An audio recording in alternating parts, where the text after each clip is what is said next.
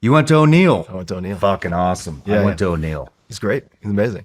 I love that school. Hilarious. So yeah, so I went to O'Neill, as you know, pretty risky endeavor. What do you do? Okay, what does that look like? Well, you have a navigator. In the case of your own life, like you are both the driver and the navigator. And are you going to take a rally course race at high speed without studying the course? Fuck no. You need to know if it's like right 3 or right 1, right? Or you're going to hit a tree because you need to plan for all of these subtleties of the course in advance. So all I'm saying is if you have this drive, which is like the base engine, right? Some people I think are just born with a huge engine, right? Like they're born in a Ferrari. Other people might be born in like a Miata, but guess what? It's like I've seen pro drivers in a Miata smoke people in McLarens on a driving course. Mm-hmm. Mm-hmm. Why? They know the course. They've trained.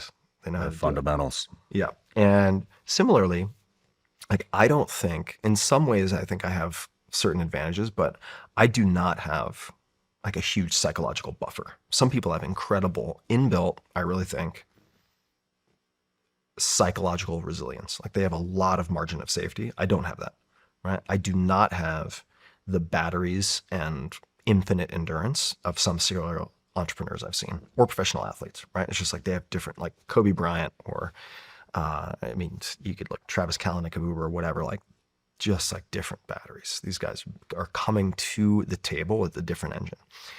But you can give yourself a competitive advantage if you know the track. So for me, with anything, it's like know the track. What does that look like? What does that mean? Well, it kind of apply. It knows like it's identifying in advance if you're learning anything, doing anything. Like, where am I going to be most likely to quit? What are the failure points? Why do other people quit? When do they quit?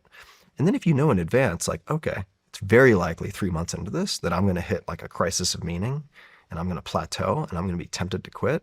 If you know that in advance, when you hit it, your little engine is enough to get you past that plateau. Mm-hmm. So I think about that a lot, right? It's like if people aren't following, why do some people quit diets? Why did so many people make New Year's resolutions and then by February 1, they're long gone? Smoke, exhaust in the rearview mirror.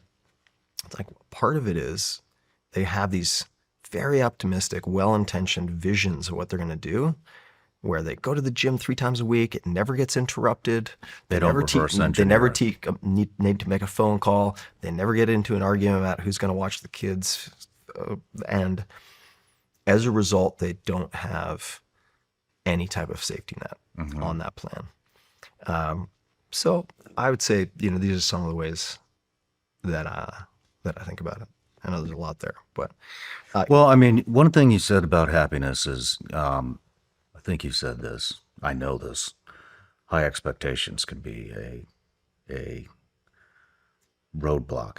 Yeah, it's a double-edged sword. You said you have exceedingly high expectations. Yeah. So I'm curious. Yeah. How did you overcome those high expectations to find happiness?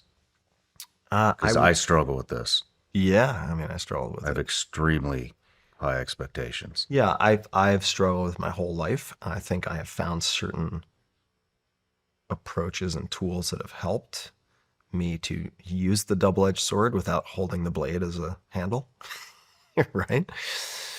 And here's the other thing, I expect this will always be a challenge. So I'm not going to beat the shit out of myself if I don't eradicate it like polio once and forever, right? It's like,